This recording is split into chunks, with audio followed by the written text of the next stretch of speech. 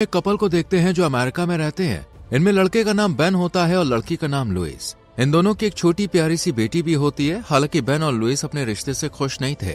दरअसल लुइस ने एक बार बेन को धोखा दिया था, जिसकी वजह से उनके बीच अक्सर बहस होती रहती है। फिलहाल बेन बेरोजगारी से जूझ रहा है और लुइस की बेवफाई ने उनके बीच गहरी दरार पैदा करती है। तनाव से कुछ राहत पाने की उम्मीद में वो दोनों अपनी बेटी को लेकर इटली छुट्टियां मनाने जाते हैं। इटली में घूमते समय बेन और लुइस की मुलाकात एक ब्रिटिश कपल से होती है, जिनमें लड़के का नाम पैडी और लड़की का नाम सियारा होता है। उनके साथ उनका एक छोटा बेटा भी होता है, पर उसकी जुबान नहीं होती है, इसलिए वो बोल नहीं सकता और ज्यादातर चुप ही रहता है। बेन का परिवार और पैडी का परिवार साथ में डिनर करते समय एक दूसरे को बेहतर तरीके से जानने लगते हैं। बेन के परिवार को उनका फ्रेंडली नेचर काफी पसंद आता है और वो जल्दी ही दोस्त बन जाते हैं। इसके बाद दोनों परिवार साथ में इटली घूमते हुए काफी एंजॉय करते हैं। बेन की छोटी बेटी जो एंजाइटी से जूझ रही है, वो हमेशा एक खरगोश वाली डॉल को अपने पास रखती है। इस ट्रिप के दौरान उसकी दोस्ती पैडी के छोटे बेटे से हो जाती है। दोनों परिवार छुट्टियां पूरी करके अपने अपने घर लौट आते हैं, लेकिन बेन और लुइस के बीच का तनाव कम नहीं होता। एक दिन पैडी और सियारा उन दोनों के पास एक लेटर भेजते हैं, जिसमें वो उन्हें अपने दूर के गांव में स्थित फार्म हाउस में छुट्टियां बिताने के लिए इनवाइट करते हैं। यह बेन और लुइस अपने इस रिश्ते को सुधारने और अपनी बेटी की चिंता को कम करने का एक मौका देते हैं। हालांकि वो एक बार सोचते हैं कि वो पैडी के परिवार को अच्छे से नहीं जानते, इसलिए शायद उनका वहां जाना सही नहीं होगा। लेकिन पैडी के परिवार के साथ पहले का अच्छा अनुभव और उनकी सादगी को याद करके वो ज्यादा नहीं सोचते और इनविटेशन स्वीकार कर लेते हैं। इसके बाद बेन और लुइस अपने और अपनी बेटी का सामान पैक करते हैं और कार लेकर पैडी के फार्म हाउस की ओर निकल जाते हैं। काफी देर के सफर के बाद वो पैडी के फार्म हाउस पहुंचते हैं। ये इलाका काफी शांत और सुनसान होता है और यहाँ फोन में नेटवर्क भी नहीं आता। घर पहुंचते ही पैडी और सियारा उनका बहुत ही गर्मजोशी से स्वागत करते हैं और वो लोग काफी खुश दिखाई देते हैं। फिर ये लोग मिलकर खाना खाते हैं। कुछ देर बाद पैडी बेन को कचरा फेंकने के लिए कहते हैं। जब बेन कचरा फेंकने जाता है, तब पैडी का बेटा बेन के पास आकर उससे इशारों में कुछ कहने की कोशिश करता है, पर वो गूंगा होता है, इसलिए वो बेन को कुछ साफ साफ समझा नहीं पाता है। तभी पैडी वहाँ पे आ जाता है और अपने बेटे को वहाँ से ले जाता है। फिर सोने के लिए बेन और लुइस को एक छोटा सा कमरा दिया जाता है, जो थोड़ा गंदा होता है। ये बात लुइस को बिल्कुल भी पसंद नहीं आती। वो बेन से कहती है कि डॉक्टर का घर साफ होना चाहिए। दरअसल पैडी ने इन्हें बताया था कि वो एक डॉक्टर है जो एनजीओ के लिए काम कर रहा है। बेन लुइस से कहता है कि ये लोग गांव में रहते हैं, शायद इनका रहने का तरीका यही हो। बेन उसे एडजस्ट करने की सलाह देता है। वहाँ बेन की बेटी को दूसरा कमरा दिया गया था, जहाँ पैडी के बेटे के लिए अलग बिस्तर था और बेन की बेटी के लिए अलग। पर बेन की बेटी को वहाँ नींद नहीं आती, इसलिए वो अपने पेरेंट्स के पास आकर सोती है। अगले दिन पैडी अपने परिवार और बेन के परिवार को लेकर जंगल जाता है, जहाँ ये लोग पास की झील में नहाते हुए खूब मस्ती करते हैं। फिर सभी लोग घर आते हैं और खाना खाते हैं। बेन का परिवार पैडी के घर पर काफी खुश होता है, लेकिन कुछ समय के बाद पैडी और सियारा का व्यवहार थोड़ा अजीब होने लगता है।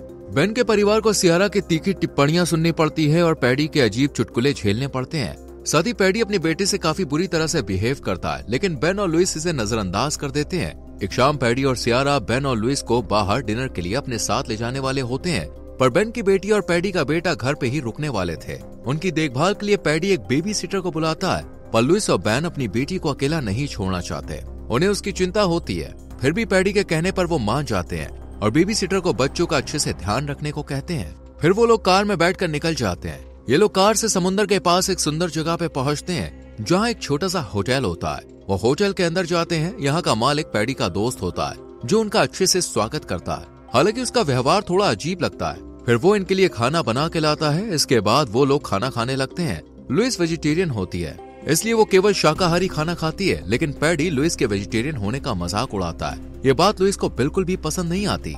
कुछ देर बाद पैडी और सियारा ड्रिंक करने के बाद डांस करते हैं। फिर नशे की हालत में वो बेहूदगी से एक दूसरे के करीब आने लगते हैं। ये सब देखकर बेन और लुइस पूरी तरह से हैरान हो जाते हैं। उधर घर में बच्चे बेबी सिटर के साथ लुका छिपी खेल रहे होते हैं। जब बेन की बेटी और पैडी का बेटा छुपने जाते हैं, तो पैडी का बेटा उसे अपने पिता की घड़ियों का कलेक्शन दिखाने लगता है। वहाँ कई महंगी घड़ियां होती हैं। पैडी का बेटा एक घड़ी उठाकर उसके पीछे लिखा मैसेज पढ़ने को कहता है, पर बेन की बेटी उस भाषा को समझ नहीं पाती।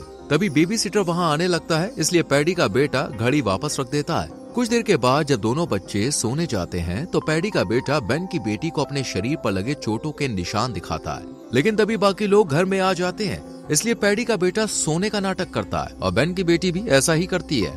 लुइस और सियारा देखते हैं कि उनके बच्चे सो रहे हैं, इसलिए वो दोनों अपने अपने कमरे में सोने चली जाती हैं। लुइस बेन से कहती है, मुझे यहाँ नहीं रहना है, ये लोग मुझे बिल्कुल भी अच्छे नहीं लग रहे हैं। साथ ही इनका व्यवहार भी काफी अजीब है, हमें यहाँ से चले जाना चाहिए। बेन कहता है, चिंता मत करो, हम चले जाएंगे। फिर दोनों सोने के लिए बिस्तर पर चले जाते हैं।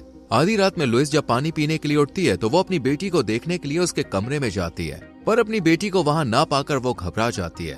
लुइस पैडी और सियारा के कमरे में देखने जाती है और ये देखकर भयभीत हो जाती है कि उसकी बेटी पैडी और सियारा के बिस्तर पर सो रही है। पैडी और सियारा नशे की हालत में उसकी बेटी को वहां लेकर आए थे। लुइस डर के मारे जल्दी से अपनी बेटी को लेकर बेन के पास जाती है और उसे सारी बात बताती है। अब दोनों तुरंत वहां से निकलने का फैसला करते हैं। वैसे भी वो पहले से ही इनसे परेशान थे। बेन लुइस की बात से सहमत हो जाता है। वो जल्दी से अपना सामान पैक करते हैं और सुबह होते ही बिना पैडी के परिवार को बताए कार लेकर निकल जाते हैं। कार से दूर जाते ही बेन की बेटी को याद आता है कि उसने अपनी खरगोश वाली डॉल घर में ही छोड़ दी है। वो डॉल के बिना जाने से इनकार कर देती है। बेन और लुइस अपनी बेटी को समझाने की कोशिश करते हैं, पर जब वो उनकी बात मानने से इनकार कर देती है तो उन्हें ना चाहते हुए भी घर वापस जाना पड़ता है। जब वो डॉल लेने जाते हैं तो देखते हैं कि पैडी और सियारा उठ चुके हैं। वो दोनों उनसे कहते हैं, तुम लोग बिना बताए ही यहाँ से जा रहे थे। इस पर लुइस उनसे कहती है, कल रात तुम मेरी बेटी को अपने कमरे में क्यों लाई थी। इस पर सियारा उनसे माफी मांगती है और कहती है, ये मेरी गलती है। वो रोते हुए बताने लगती है, हमारी भी एक बेटी थी जिससे हम दोनों बहुत प्यार करते थे, पर एक बीमारी के कारण उसकी मौत हो गई, जिसके बाद से हम पूरी तरह से टूट गए। सियारा आगे कहती है, मुझे तुम्हारी बेटी में अपनी बच्ची नजर आती है। जब रात में वो रोते हुए तुम्हें बुला रही थी लुइस, तब तुम सो रही थी, इसलिए मैंने तुम्हारी बेटी को अपने पास सुला लिया। बेन और लुइस को उनकी इस बनावटी कहानी पर विश्वास हो जाता है। उन्हें अच्छा महसूस कराने के लिए दोनों ये फैसला करते हैं कि कुछ और दिन यहाँ रुकेंगे। फिर जब ये लोग डिनर कर रहे होते हैं तब बेन की बेटी और पैडी का बेटा एक डांस करके दिखाने वाले होते हैं जो उन्होंने सीखा है। पैडी उन्हें डांस करने की इजाजत देता है और फिर वो दोनों डांस करने लगते हैं, पर डांस करते हुए पैडी का बेटा थोड़ी गलती कर बैठता है। ये बात पैडी को बिल्कुल भी पसंद नहीं आती और वो उसे डांटने लगता है। जब वो फिर से डांस करने लगते हैं तो पैडी का बेटा दोबारा गलती करता है। ये देखकर पैडी गुस्से में अपने बेटे पर एक मग फेंककर मारने की कोशिश करता है। मग बेटे को लगता नहीं है, लेकिन वो बहुत डर जाता है। बेन की बेटी भी ये देखकर घबरा जाती है और अपने पेरेंट्स के पास चली जाती है। लुइस को ये देखकर बहुत बुरा लगता है। वो गुस्से में पैडी को डांटते हुए कहती है, तुम अपने बेटे को हमेशा डांटते क्यों रहते हो? तुम उसके साथ ऐसा बर्ताव क्यों करते हो जैसे वो तुम्हारा बेटा है ही नहीं? पैडी गुस्से में जवाब देता है, ये मेरा बेटा है और मेरी मर्जी है कि मैं इसके साथ जो चाहे वो करूं। इसके बाद लुइस बेन के पास आकर कहती है, हमें अब यहाँ और रुकना नहीं चाहिए, चलो। बेन भी उससे सहमत होता है। लुइस सियारा से कहती है, हम अब यहाँ से जाने वाले हैं। इस पर सियारा कहती है, पैडी से मिलकर चाहिए, नहीं तो उसे बुरा लगेगा। लेकिन पैडी ड्रिंक के नशे में सो रहा होता है। जब पैडी सो रहा होता है तब उसका बेटा चुपके से उसके पास से चाबी चुरा लेता है। फिर वो बेन की बेटी के साथ खेलते खेलते फार्म हाउस के पीछे बने शेड के नीचे बने एक खुफिया कमरे में ले जाता है। वहाँ पैडी का बेटा उसे कई अन्य परिवारों का सामान दिखाता है, जैसे घड़ियां, फोन और लगेज। फिर वो बेन की बेटी को एक फोटो एल्बम दिखाता है। एल्बम में पैडी और सियारा की अलग अलग परिवारों के साथ तस्वीरें होती हैं। हर तस्वीर में पैडी और उसकी पत्नी के साथ एक अलग बच्चा होता है। पैडी का बेटा इशारों और तस्वीरों के माध्यम से बेन की बेटी को भयानक सच्चाई बताता है। वो एक तस्वीर दिखाता है जिसमें वो अपने असली माता पिता के साथ है। इससे पता चलता है कि पैडी और सियारा उसके असली माता पिता नहीं है। दरअसल पैडी और सियारा साइको सीरियल किलर है, जो अनजान परिवारों से दोस्ती करके उन्हें अपने फार्म हाउस पर बुलाते हैं। कुछ दिन उनके साथ रहने के बाद वो उन्हें लूट लेते हैं और उनकी हत्या कर देते हैं। फिर उनके बच्चों की जीभ काटकर उन्हें अपनी भयानक योजना में शामिल कर लेते हैं। वो लड़का जिसे अब पैडी का बेटा समझा जाता है, उसके पेरेंट्स को भी इन दोनों ने मार डाला था